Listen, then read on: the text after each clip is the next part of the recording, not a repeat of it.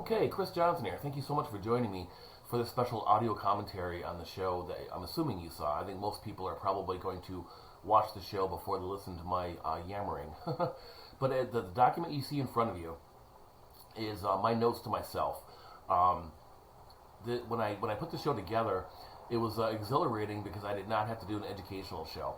I've done a lot of just for fun shows for middle schoolers, but I've not done a just for fun show for middle schoolers since the pandemic. So this is really, really cool. Got to test out some new routines and try a few things. And I put the show together in a very specific order for a very specific reason. I'll get into that in the commentary. But I just want to go over the list briefly because these notes are just for me. These are in shorthand. So it's listed 1 through 11, the 11 routines over the course of about a 50-minute show. And the numbers after the tricks, like the shrinking head 3, pre-test 2, those are basically my estimates for how long these tricks should take, these routines should take. As you can see, I tend to work pretty fast for most of my routines. That's just my style. And especially the first few routines are relatively quick because, you know, when you're dealing with middle schoolers, you got to get off really fast, and I think that's really important. So I have the shrinking head, the growing shrinking head, available from Penguin Magic. That's a Bruce Calver, if I'm pronouncing his name correctly. Effect works really well. Pre-tests, those are hypnotic pre-tests. There's no gimmicks involved. I'll talk more about those in the commentary. B-Wave, B-Wave, however you pronounce it, from Phil Goldstein. I'm just getting over a head cold, so my apologies. PK Touches by Banachek has available for like $10, I think. I mean, I don't like Banachek's presentation in the book, but you know, as you've seen with my video, I present it very differently. But the effect is what I think is one of the all-time greatest effects of magic ever created. The Rubik's Cube routine you saw was a combination of Easy Cube by Axel Hexlaw, and you know, he's the guy who did the killer newspaper tear. I can't think of it off the top of my head. And then I didn't like his way of cueing the spectator of how to mix the cube, and so I combined it with a solution, which has got some good attributes to it as well. But there was things about the solution I didn't like, so I wedged these two routines together, and it turned out really, really well. I'm really happy with it. Then I did a center tear, and as you saw during the video, that it could have gone a little bit smoother because I made one critical error, which I won't make again after these two shows. But it still got a good response. Voodoo by Bill Abbott, and that's his combination of the Aikido Voodoo doll along with ashes in the palm, and his way of getting the ashes in the palm is really good, especially for stage. Smash and Stab, which is no longer manufactured, but for this you can substitute any safe Russian roulette, and I'll talk more about that, about parameters you should look for, and especially in a school, and why I continue to use it much more. I use the Brian Brushwood book test. It is very expensive, but I think it is the best book test created of its type, which is primarily just a word revelation. I'll talk about some alternate things to look for if you're going to get a cheaper book test. And then I do a ball and tubes with Pegasus Page. The Pegasus Page handling, the presentation I came up with on my own, and when I got Chris Carter's Penguin Live lecture, I was very surprised to see that he had a similar style presentation. So I guess, you know, ships have passed the night. We created ours independently. Because before I did Pegasus Page, I was using Doc Hilford's Wizard's Manual, and didn't like Wizard's Manual, you know, the handling and a page for us. So I was looking for another way of doing the same trick, and then stumbled across Chris Carter's handling in his Penguin Live lecture. The Bill and Tube is just a chintzy little Bill and Tube trick that we all have, you know, from Royal Magic. But Doc Hilford has a brilliant presentation and handling, which will allow you to induce a deep hypnotic trance into somebody.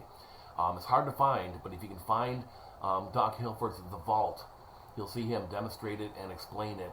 And I've been a hypnotist since 2005, and it really does induce deep hypnotic trance. You can use other things if you're a hypnotist, you can use other things to induce trance on stage for a quick demonstration like this. But I recommend this because it looks less violent. It's fast, first of all. The other thing I like about it is that it does not look violent. A lot of instant inductions by hypnotists, they look very violent. You know, there's the handshake, you know, where you grab them by the hand and you yank them, and there's, you know, inductions where you pull their head backwards and all kinds of things. And I'm adept at all of them. I learned how to do all of them as a hypnotist, but I don't like them, especially for middle schoolers, because these are children and they look very violent. So the ball and tube one is really, really cool. But if you want to learn more about other hypnotic techniques, contact me. I'm a board-certified hypnotist and instructor. And I finish up the show with chairs. The chair stunt you see is something I learned from Steve Seguin. Oh God, I hope I'm pronouncing his name correctly. I reviewed it on the podcast, and really love the trick a lot. It's been around for eons, for decades and decades, probably a couple hundred years. It's an old clown stunt, and you can learn how to do it by watching me do it. But honestly, I really recommend, for safety reasons and nuances, that you get Steve's book and DVD combination. It is absolutely worth it. Excuse me. So let's now get into the commentary, and I'll give more details as we go. Before I actually start the actual video, well, let me start the video, and I'll pause it when I show you my stage setup. And I'm going to lower the volume as we go along through this too.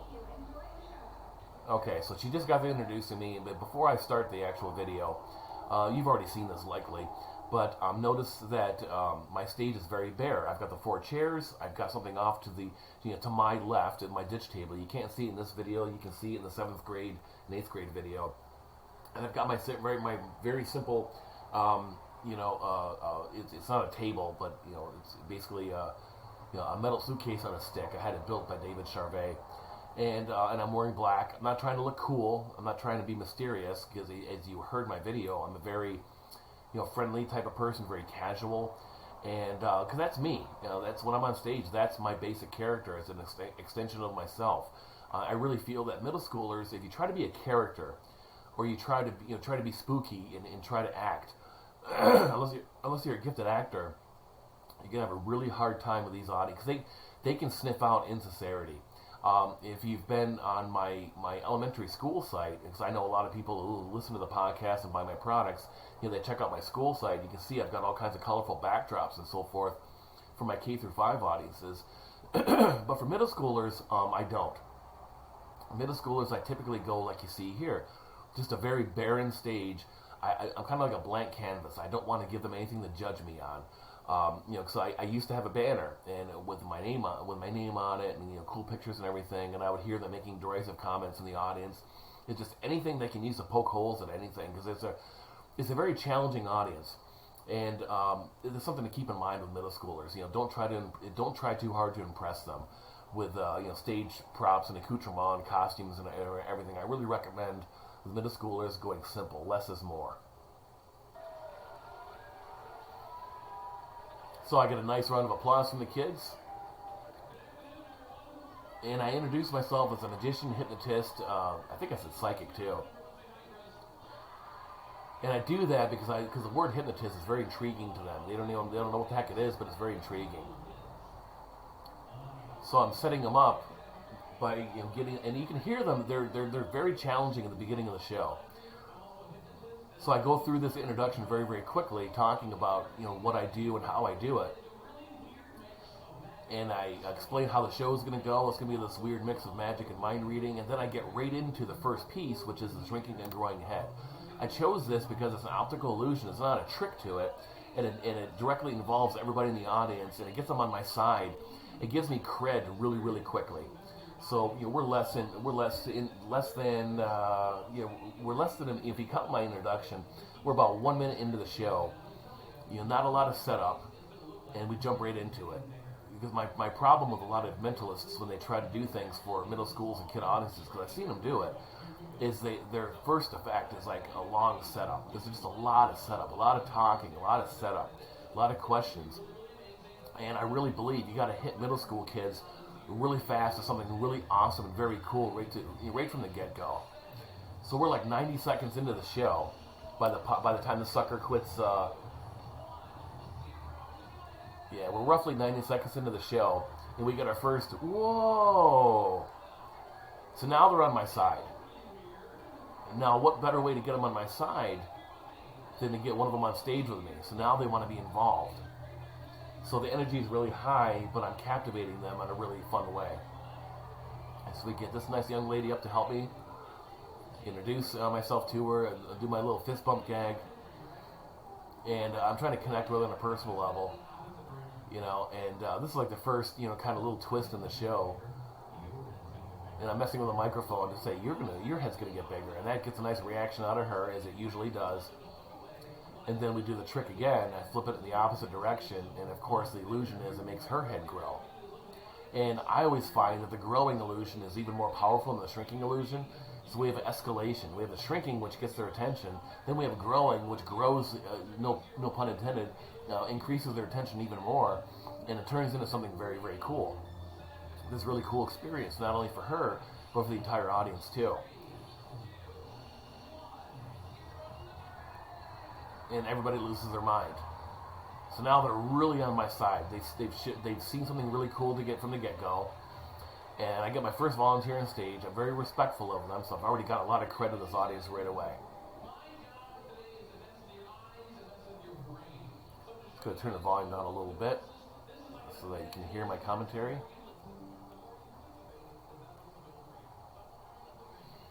So now I'm getting into the pre-tests. So now I get to directly involve physically everybody from the audience, and I get to give them this really cool experience right from their seats. Now you can't see their reactions from the audience, but it really does freak them out. Now this first test is called the magnetic fingers in hypnosis, and it's more of a physiological test. When you hold your hands in those positions and you pull your fingers apart, the tendons that want to naturally pull the fingers together. So unless somebody really struggles, their fingers are going to go together, and it freaks them out, and we get a nice reaction out of it, and now they're psychologically primed for the next test, which is the light heavy hands test. And you can hear my scripting, how I do it. Notice my vocal tonality. I talk, when I say things like heavier, my voice drops, I talk firmer. And when I talk about levitating, hands going up, my vocal tonality goes up. Just these little things to help induce the phenomenon in people, to really get them to imagine it. And of course, you can't see the audience, but the vast majority of the kids, their hands separated, and they open up their eyes, they freak out. They're like, oh my God, that's really cool. And I do have them close their eyes, so they're not looking at their friends, they're not poking their neighbors, and it's even more shocking to them when their eyes open, and it's really, really cool. It's a heck of a reaction, and this is something I do before all my hypnosis shows, but I do it for this show just to get them involved, because we've done a cool optical illusion twice. We've done 2 really cool mind demonstrations from their seats that can't be explained because it's all in their imagination. So now, I've basically made myself bulletproof. So now we get into the first actual magic trick per se, because the first was an illusion, the second were 2 psychological things, and then we're in the first magic trick, so I've earned some credit with them already. And I get a kid whose hands really separated, because I really want somebody to imagine the cards, somebody's going to play along. And by the way, these transitions that happen sometimes, it's because my camera, it takes video in 20-minute blocks, and then it starts a new block after 20 minutes. So when you see those transitions, that's all that is. So I'm going into the, Max Maven, Phil Goldstein presentation of B-Wave, and I do this from the seat. I choose to do this from the seat because now we're crossing in, having something really magical happen with somebody in the audience. So now we're crossing that fourth wall, that proscenium arch.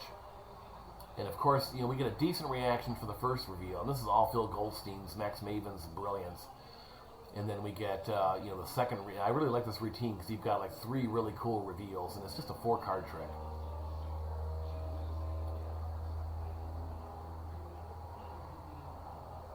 And that just gets a really nice response. So if you've never tried B-Wave, I really recommend it. I tried it for K through 5, doesn't get as nearly good of a response. But for middle schools and high schools and adults, it kills. Really, really great trick. Really great trick. And now I'm doing, I like to play around with certain phrases with my microphone just to add some texture to the show, a little bit of humor.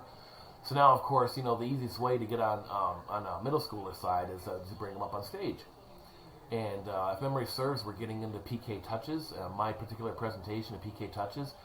The psychology of it and everything and how it all works is Banachek's brilliance, but this is my handling of it. Banachek's handling, or his presentation in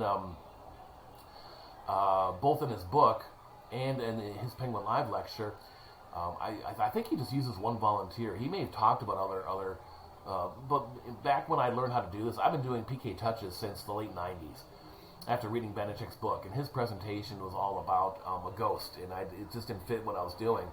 So I independently came up with the idea of using 2 different volunteers, and the idea of having them having this this physical, mind-to-mind communication kind of thing that's going on. And after I saw Banachek's Penguin Live lecture, he outlines a few different presentations for PK Touches, and I can't remember off the top of my head if he uses one or just one volunteer or two volunteers, but this presentation is something I created independently. So I had them separate out a little bit because I really want the space between them. And I'm asking if they know each other. And again, I'm just having a conversation with the kids and just, maintaining rapport. Treating them as human beings and not just props. A little bit of interaction goes a long way with these kids. Now, my gag about, ooh, ah, something I came up with years and years ago, and it's just another way to get the kids involved. And what I'm also doing with this kind of thing, and raising hands and so forth, is subtly, I'm reinforcing compliance. Yes, you will play along with this dopey gag that I'm doing, and I keep reinforcing compliance so throughout the show, so that they're listening to me and obeying my suggestions and so forth. Not obeying my suggestions, but going along to get along. So little things like that go a long way. Just constantly asking the kids to do something and encouraging compliance. That's a huge, big deal. So I start my music, I go over to this kid, and he's just there for like ballast, basically. But the real work is happening with this young lady over here. And of course she's giggling and everything, but as long as she keeps her eyes closed and she's paying attention to me, everything is okay. And listen carefully to my scripting when you watch this without my voice, because my scripting for setting everything up, but what to do, what not to do, is very, very important. And I've been doing this for so long, I don't remember how much of this scripting part of it is mine or Banachek's. This is just so stinking powerful. You can hear the kids react. I mean, they're like, some of them react, and a lot of times they're like just in hushed. They're just like, what? Honestly, I firmly believe, and I actually have done this. You can close the PK Touches. It is so stinking powerful. I put it in this position because we're still early on in the show. I did the psychological things. I did the optical illusion. I did one card trick. I did this.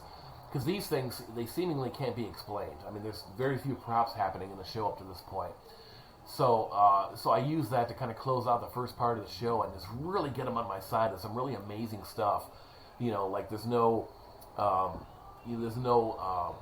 square circles. There's no funny looking boxes with Chinese symbols on them. I mean, my opinion is you can't go into middle schools with that kind of material. So now we get into my Rubik's Cube presentation. Again, it's a combination of Easy Cube along with the solution. And it's I really recommend both routines. I bought a ton of, and I did a whole review of Rubik's Cube stuff on the podcast. I didn't cover everything, obviously. It's too much out there, but I covered all the stuff I bought in the last couple of years. And the solution and Easy Cube are two of my favorites. And combining them really made, because I love the idea of the spectator solving the Rubik's Cube, which the solution provides and Easy Cube provides. I just didn't like the total method for either one of those, so I just kind of grafted, crowbarred the two together, and it wound up going really well. And I'll confess to you, this presentation right here, this is the first time I ever did it in front of a live audience. I mean, I practiced it a million times and went through everything, worked on my scripting and all that kind of stuff, but this is the first time I did it in front of a live audience. And I'm really happy with how it turned out, and it's a keeper now. I wasn't sure how this combination of the two methods was going to go. It is a little bit convoluted because I do the thing behind my back, where I have her watch me behind my back, and then we go inside the bag. So it is a little bit more convoluted, but trust me, if you get those two tricks, I didn't like how Axel cued his spectator, because there is a cue over how to handle the Rubik's Cube. You basically hand the person a pamphlet and have them read something. And they have to read it. And with kids, getting something, and you'll see in another routine, getting them to read something during the show can be sometimes problematic because their attention span is that of a fly sometimes. So I really wanted to visually show her exactly what to do to eliminate any possibility of anything going wrong. Axel's method is fine. I just wasn't comfortable with it. It's just a personal choice. It'll probably work just fine for you. I just tend to be paranoid. So I try to find as bulletproof a solution as possible. So now I'm going to have her go behind me and watch how to mix with the Rubik's Cube, ostensibly to show everybody how difficult this is going to be because I can't see the cube.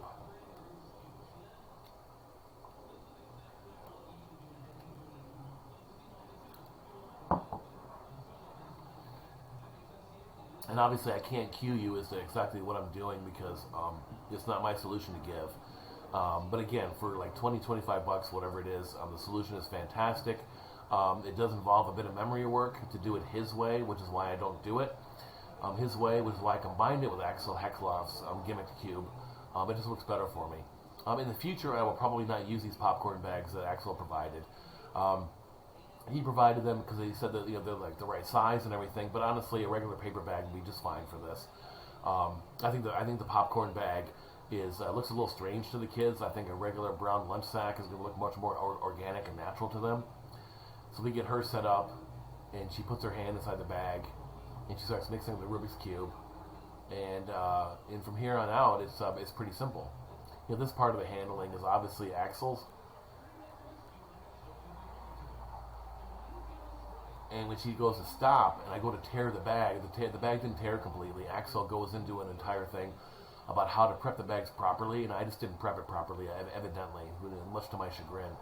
But I like the idea of tearing the bag so that we have this nice dramatic reveal that with a solved cube in her hand, along with the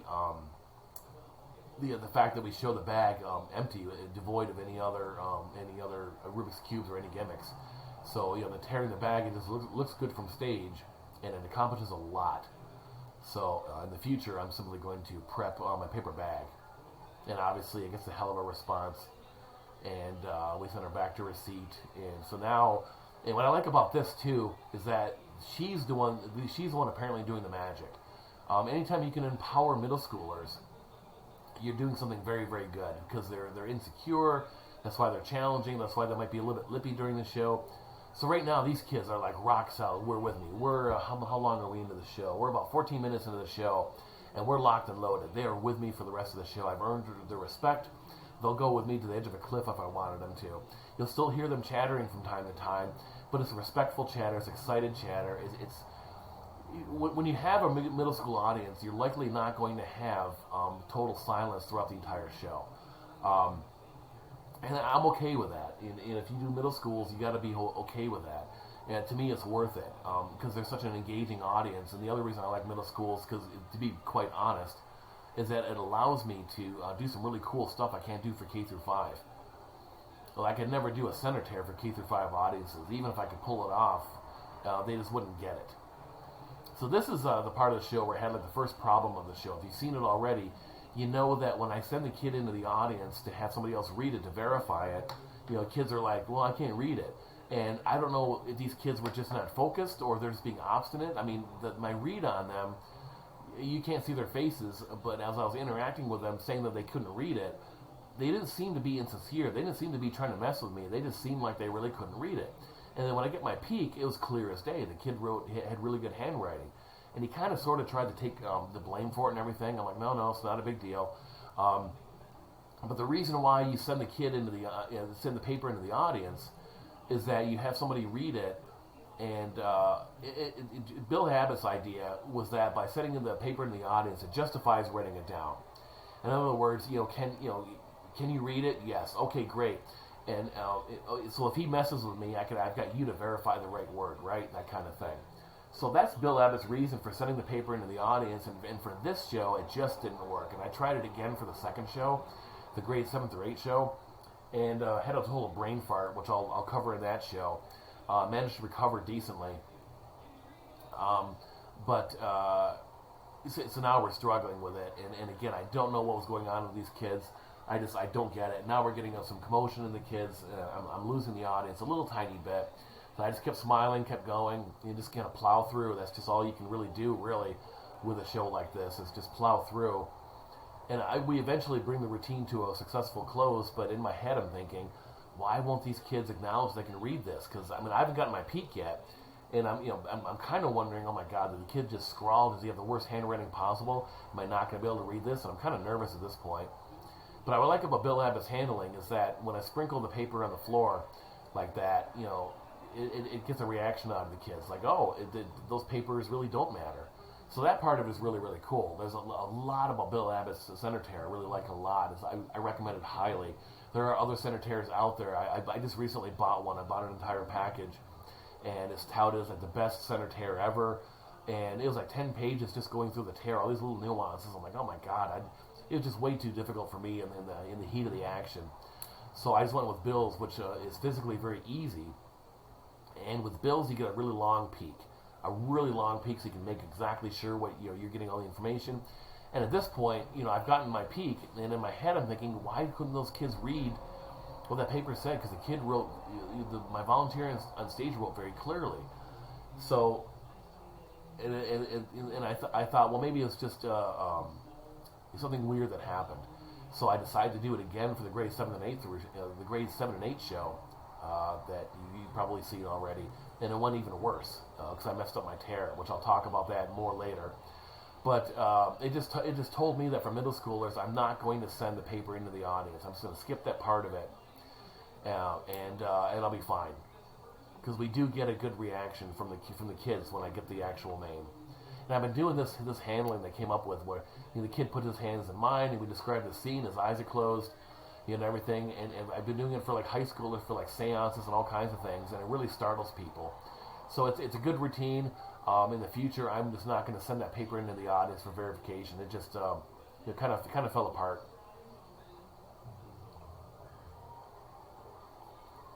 And now, again, my little microphone joke, adding a little bit of humor and texture to the show. And especially when I talk about bizarre and I talk about voodoo and everything, these are very loaded words for the kids. Read some of Eugene Berger's books. He talks about having specific words in the scripts that are designed to provoke a response, and voodoo is one of those words. And again, this is, just to reiterate, this is Bill Abbott's handling for voodoo. And I should also apologize, too, for the lighting. It's not the brightest lit auditorium. And I knew that once I made these recordings. I looked at everything, but when I decided to release this, I'm like, you know what, this stuff is just too good. And I really do want to get magicians past their fear of performing for middle schoolers, because these are really great kids to perform for.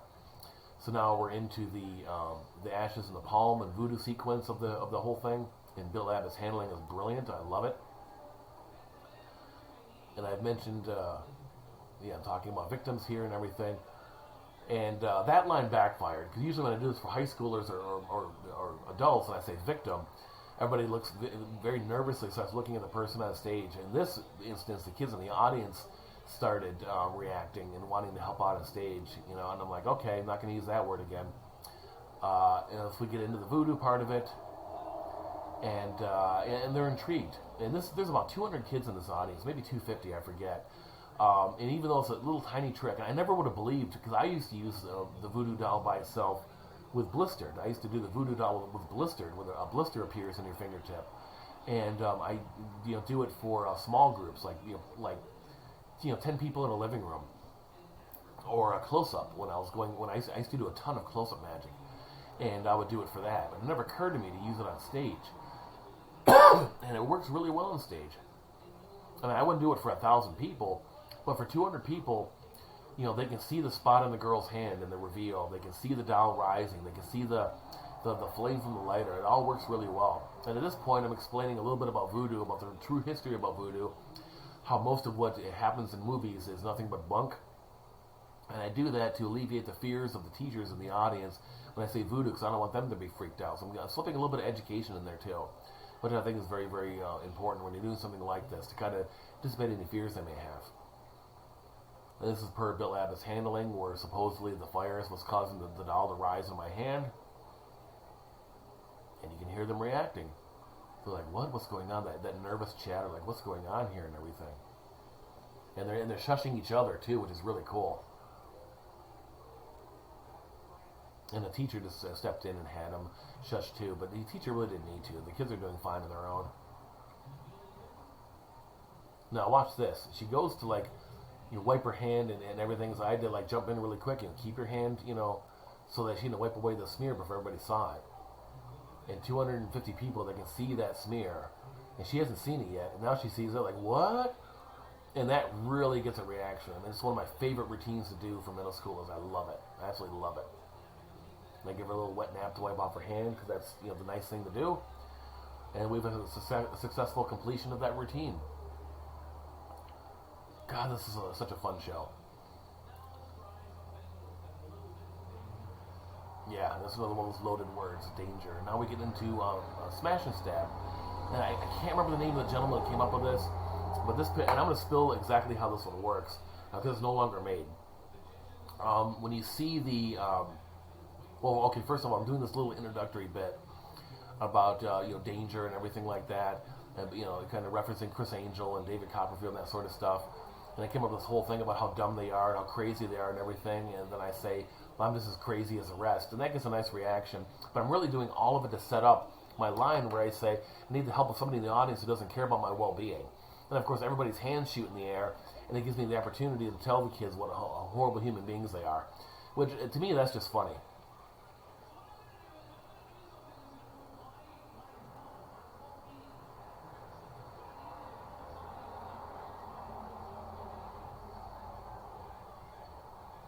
So then I get the kid up on stage and getting into Smash and Stab.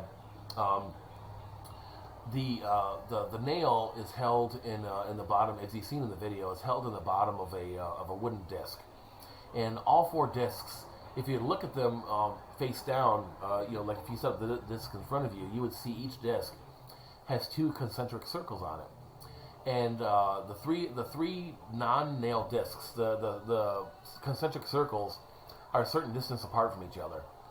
The one for the nails is they're much closer to each other. So it's a very simple visual cue you can still see even with the paper cups on them. So it's a visual cue which I like.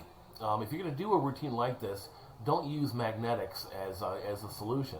I had dinner one time with Bobby Mata, and he showed me a scar on his hand, how he was using, I don't remember what the name of the trick was, but it was the same basic trick, but instead of having a visual cue, the spike was magnetic, and it goes under the cup, it gets mixed up, and then you wear a PK ring, and you hold the PK ring over the cups, and when you get over the one with the spike, it's supposed to make your PK ring move a little bit. And to me, that's like way too dicey. And Bobby, stabbed the wrong thing, got himself hurt. Another thing I'm going to recommend that you do, if you don't, whatever method you use, do not use a child's hand and smash a cup of their hand.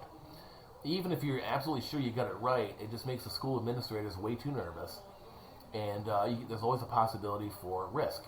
I've never had an issue with this. I've never had a teacher or a principal question me doing this kind of a routine in front of the middle schoolers. To me, I equate it to doing a hand chopper routine in front of third or fourth graders. They probably assume that it's just a trick, and it is just a trick. They probably don't realize or assume that there is actual real danger here. And of course I do a disclaimer, at least I think I did during this show. And here I'm talking, just killing time while I'm waiting for the kid to finish mixing up the cups. I'm putting all the emphasis on the cups. But don't put the kid's hand over a cup and smash it. That just looks bad to the teachers. They get nervous about that. Don't do anything with an actual knife. This is just a spike. It's nondescript. For God's sakes, don't do anything with a gun. Now, I've been doing this for years. I'm very comfortable with it. I'm very confident with it.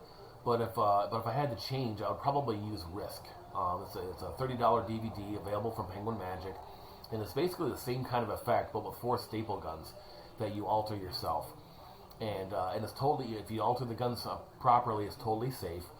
And what he does, he has you place the staple guns as you're eliminating them one by one, first against the hand, then the cheek, and then the head, or I forget exactly where he has put it. And I wouldn't have a child put the staple gun against your head. The optics of that looks really bad in a school. But against my hand, I'd be totally fine with that, because with a staple gun, all you're really doing is running the risk of stapling your hand. You're going to have 2 little pricks in your hand, and you're going to bleed a little bit, and it's going to hurt. It's not going to maim you or give you a nasty scar like Bobby Mata ran into, or set you up for a lawsuit like John Archer did. I haven't had very good authority that YouTube video where the head is blotted out, where a mentalist slams a person's hand onto the cup and hits the knife by mistake. That's John Archer, which I lost a lot of respect for John Archer when I heard that was him. The reason why I like Risk, what I'm talking about, is again the risk from the, no pun intended, from the perception of the audience, is that you're just going to staple yourself. You're going to have a staple in your hand. It's going to hurt for a minute, but it's not going to maim you. It's not going to cause permanent injury or anything like that. It's a relatively low risk, and I like that.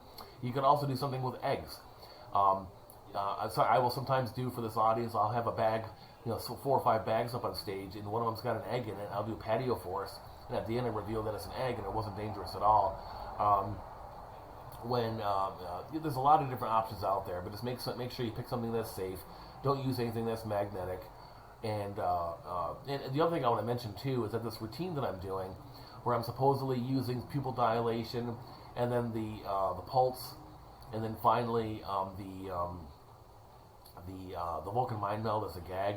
That whole presentation was lifted from Lee Earl, who I think is brilliant. For him, he used that presentation for a lock divination, where he's trying to divinate the numbers to a lock, combination lock that somebody has. So I love the presentation, but I thought the lock idea was kind of boring.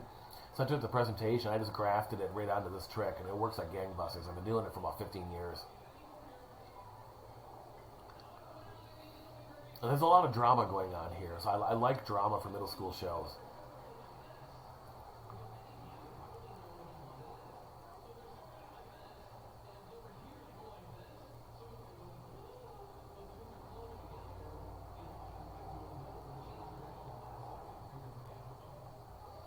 And I can't remember if I've got to the part of the script yet where I say, those of you in the front row in the splash zone, that just makes me laugh. See, there are certain things you can do with a middle school audience in terms of humor that would not fly for little kids. Like even for my science show, I do the shrinking and growing head. If I got kindergartners in the audience, sometimes they start crying when I say your head's gonna, it's gonna look like my head is shrinking. That the idea of that freaks them out and they start crying. So with middle schoolers, you can go a little bit crazy, which I like. But again, you can't do blood. There's a lot of things you can't do, but you can just go a little bit further with it than you can for elementary, which I like a lot. And then now I'm doing the cheesy, 1, 2, 3, and I'm like drawing it out. And now look, I'm acting as though that I'm relieved, because my premise is I might get this wrong. And earlier in the routine, the kid didn't remember which spike it was under, and I made him verify which spike it was under because I wanted to stay true to my premise that you have to know so I can know. And that's just a little bit of acting on my part. I'm like, okay, he doesn't know where it is, you got to know. And that's just, staying true to my premise.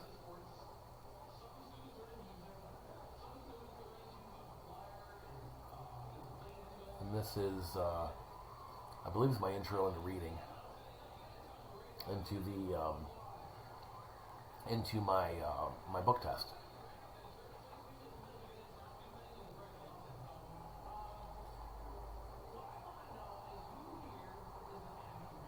Yeah.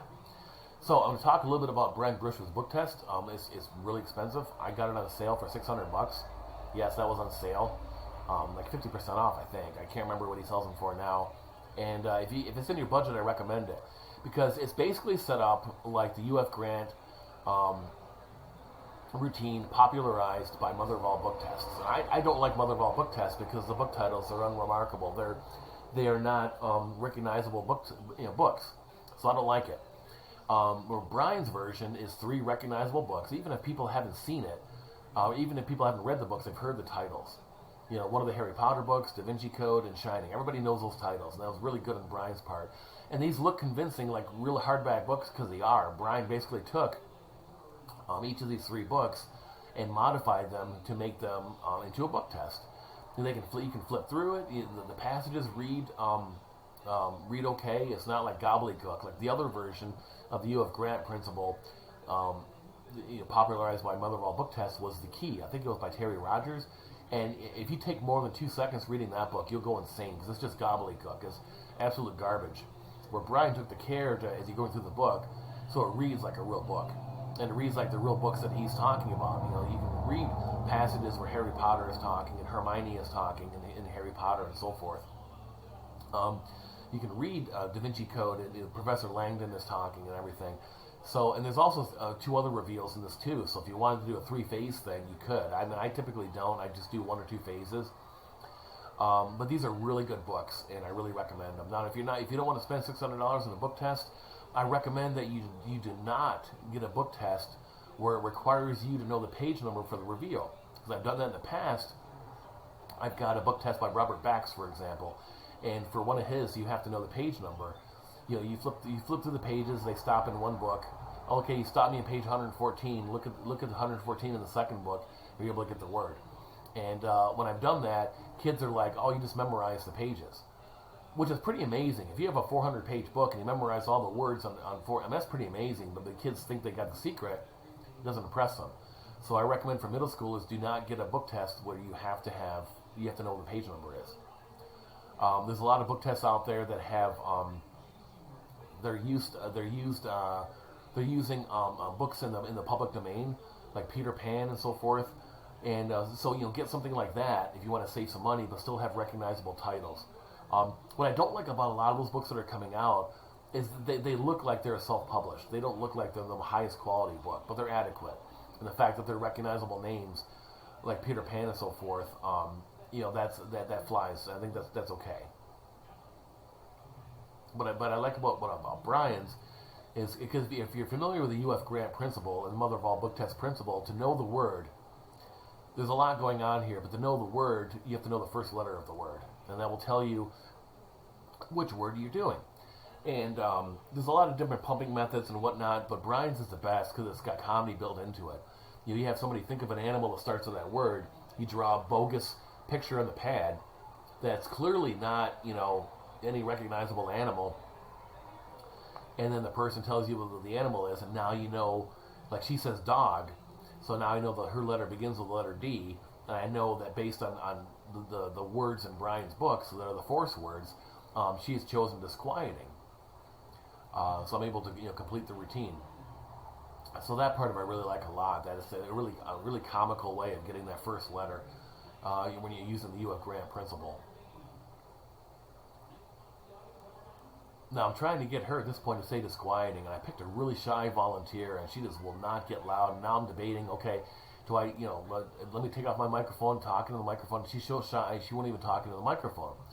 So my way of fixing this was to say, okay, I'm going to say the word, like you say the word, I repeat it in the microphone, she nods her head to show that the audience is that I got the right word. And if her reaction, of course, sells it too and everything like that. So in the future, I'm guessing middle schools are weird like that. There's certain things they don't want to do. And I should have anticipated that she didn't want to speak into the microphone. So in the future, I'm just going to do that. Like, I'll have her say the word, and then I'll repeat it into the microphone myself, and I'll tell her, was that the word? And so nod your head so the audience doesn't think that you're just playing along. So that's how we got out of that. Now, at this point, they're really excited to volunteer because I talked about being hypnotized. And I dangled that carrot in the beginning of the show. Now we're going to pay it off. And at this point, I'm anticipating that some of the teachers are probably kind of nervous about this. Oh, my God, he's going to hypnotize somebody.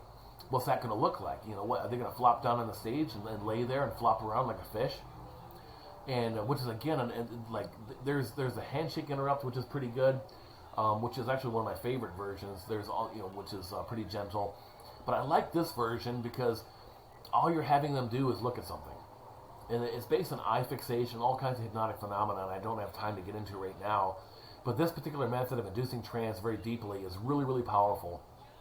And I like it a lot because it looks so gentle. Her eyes are open the entire time. From a teacher and administrator standpoint, it doesn't look like anything horrible is going on. And so it looks very, very safe. But it really does induce hypnotic phenomenon to the point where she actually sees this ball bearing growing and shrinking, not just on top of the tube, which is kind of helping facilitate the illusion. But by the time it's a 3-step sequence, for a very specific reason the doc teaches. I've got a love-hate relationship with docs. Doc Hilford. Some of his stuff I think is brilliant. Some of the stuff I think he just puts out there to make money. I think it's absolute garbage. But I think this is one of his most brilliant creations ever. Because as a hypnotist of nearly 20 years, I'm really impressed by this because it induces very deep trance very, very quickly in just a couple of minutes. Because in hypnosis we have different levels of trance, and when you've got somebody hallucinating and seeing a metal object get bigger and smaller, they're in one of the deepest levels of trance possible, and that's really powerful. So this is just so much fun to do, and I implore you to, if you can find it, either get Doc Hilford's Ball and Tube PDF. It used to be in a booklet, and try to find it on the aftermarket, like an eBay or something, or try to find the Vault, his DVDs. You may be able to find those on the used market too. I mean, it's really good stuff. And I don't actually follow Doc Hilfert's script to the nth degree. I mean, he's got his own script that I use, and as an experienced hypnotist, I take the basic concept that he uses and just use it to accomplish the same effect. And the key to this, though, is that to the audience, it doesn't look like anything is happening. It doesn't look like she's actually being hypnotized. So when I tell her, check everything out, do you actually see the ball growing and shrinking? I keep telling her, nod your head so the audience knows. And that is really, really cool. And notice, too, that the audience is really quiet. Because they know something really cool is happening, and they have no explanation whatsoever. So I got another head nod. Because this is a very tiny, tiny trick that's happening, but the effect is not with the ball in my hand. The effect is happening in her mind. That's why I keep asking her, nod your head. You actually see it growing. You actually see it shrinking, and so on and so forth. That's very, very powerful. So now, I've done the prep work using Doc Hilfert's handling of the ball and tube principle. So now she's deeply hypnotized. I know she's hypnotized. I can put it in her hand, and now I can tell her, make it grow, make it shrink. And you see it grow and shrink, nod your head. And you can't see her face. I can. She's kind of got like a glazed over look in her eyes. And even though her eyes are open, this kind of glazed look, we refer to as kind of like a hypnotic mask. The features of her face are softened and everything. If you want to learn more about hypnosis, contact me. I am a certified instructor. And it's really a lot of fun. At some point, hopefully by the end of this year, 2023, I'm going to put out a full online stage hypnosis study course. This is a lot of fun. So now this is like the setup for the book test. And you can have the page, the torn page, inside of a simple envelope. I like it making it look like it's being teleported there. Like it wasn't in the envelope all the time, but it was actually teleported there at some point for an added effect. So I used David Regal's crystal billet box, which I reviewed in the podcast, and just love it. It was just a really great trick. So I go into the audience. I have somebody verify that the box is empty. I have them drop one of my business cards inside. We drop the box inside this bag, set it over to the side, and now it's ready. The torn page is now ready to be viewed inside the bag. So the hardest part of the routine is over. So I get a chair out. I get out my copy of Dracula.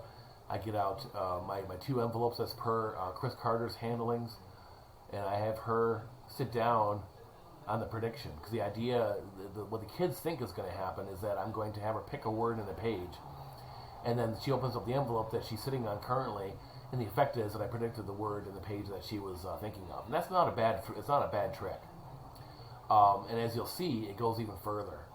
If you've never seen the Pegasus page before, I personally think it is the most powerful book test in existence, because you can have the word divination, you can have the page divination, which is fine, but then you have this whole other element of the torn page being missing, and then this whole thing about she thought she saw something and she really didn't, again, which is a presentation I came up with independently of Chris Carter.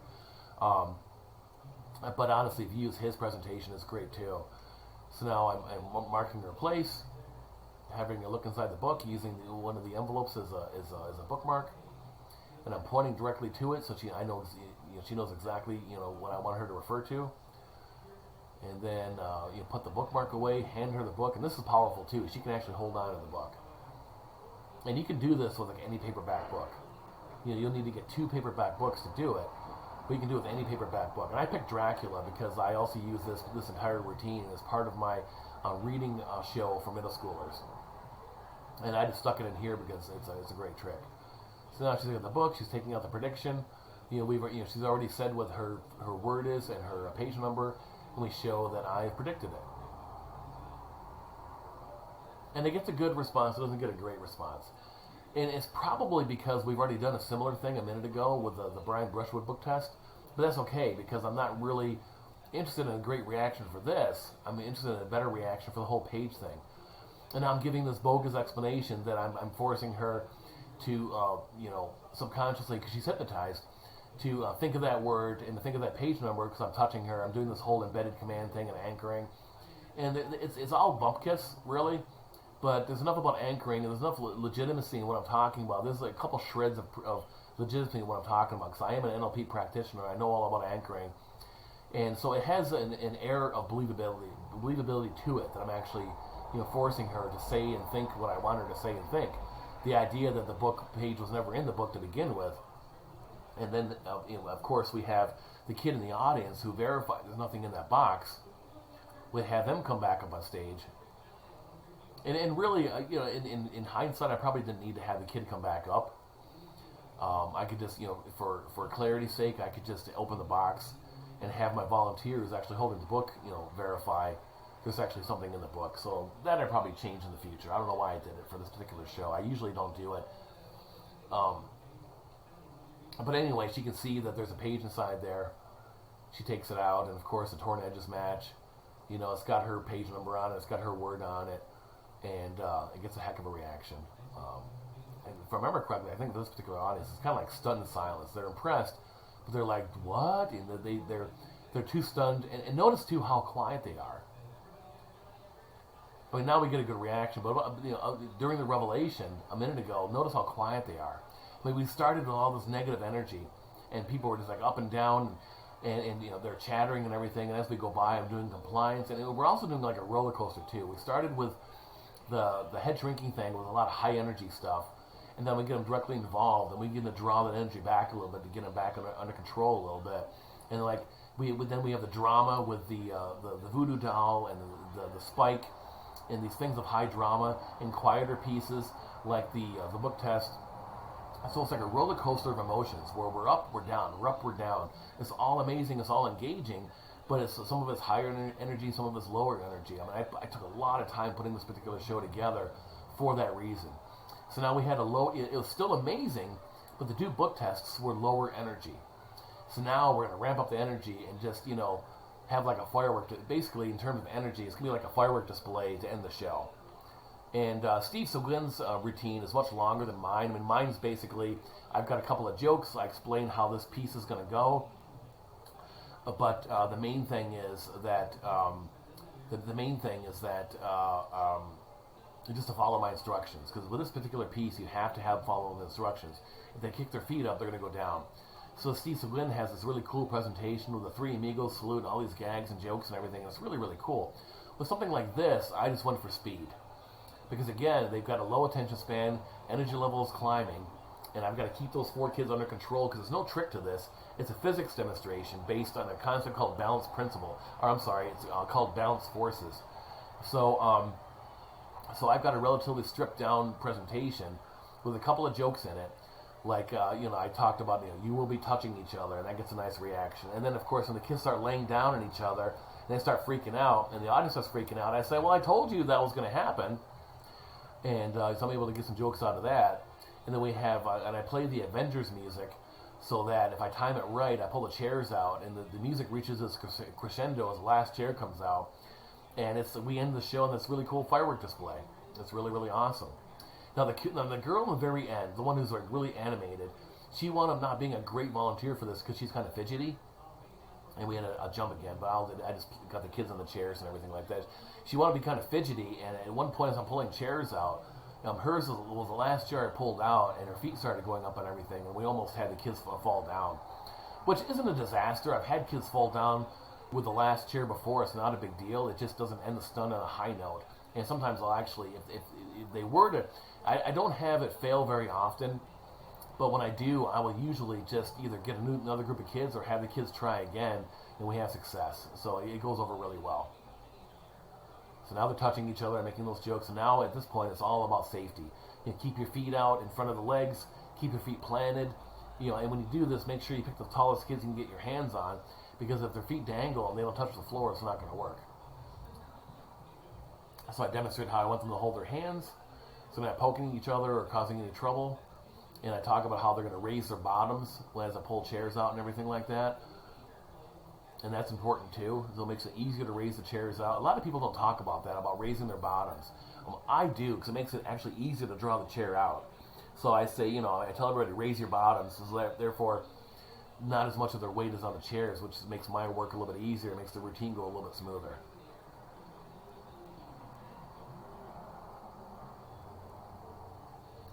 So here we go. And again, see, her feet are kicking up, and I've got to keep coaching her. Stay put. So okay, the first chair comes out. Nice little reaction, and as the second chair, the third chair, and the fourth chair, the reaction grows because the unbelievableness of this is starting to kick in. More of a reaction.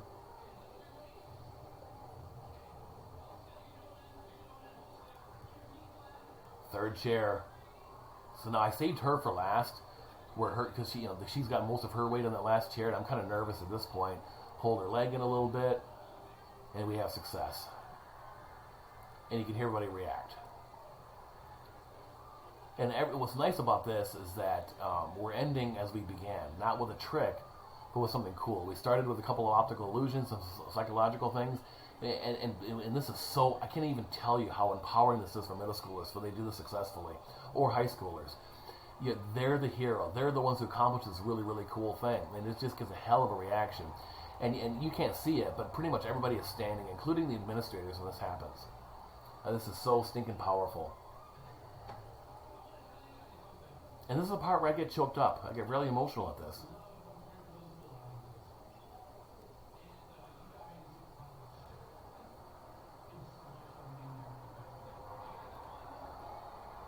And I got so emotional because I had the administrators telling me before the show, these kids are rough, these kids are rough, good luck, good luck, good luck. And you get that a lot with middle schools. They'll tell you how awful the kids are, which to me is just a stinking shame. And I really, really hate that. So that, that to me is like a really negative about the market. Not because of the kids. I just started again, let me pause it. The kids, I've done this in like New York City middle schools, and and they can be challenging and everything, but with the right material and the right attitude, you can win them over and have a really great time. So I get angry, really, really angry, when the administrators tell me how awful the kids are and how much of a hard time I'm going to have. And I was kind of nervous about it, because like I said, I had not done a just for fun entertainment magic show for middle schoolers since before the pandemic. I'd done some educational ones, but not any just for fun ones. So I was out of practice, and I was really nervous doing it. And these kids were so good. They gave me so much powerful, positive energy that I was really emotional at the end. And that's the testament to how much you can really connect with kids and have a great time. And this show clocked in at about 48 minutes, and I told the administrators when I was doing the show, I could have gone an hour, they said. But when they asked me, I said between 45 and 50 minutes. I think that's long enough for this age group. And they said, yeah, that's perfect. So, we hit about 48 minutes, and that's close enough. This was a really good time. If you get the right material, don't let the administrators tell you how awful their kids are, because when I did the 7th and 8th graders a few minutes later at the same school, they said, okay, well, the 7th and 8th graders are even worse. It's like, oh my God, so stop it. I get really angry about that. But anyway, thank you for watching. And this has been a lot of fun. I'm going to move on now to do the second one. If you have any questions about this or the other show, let me know. Have fun with this.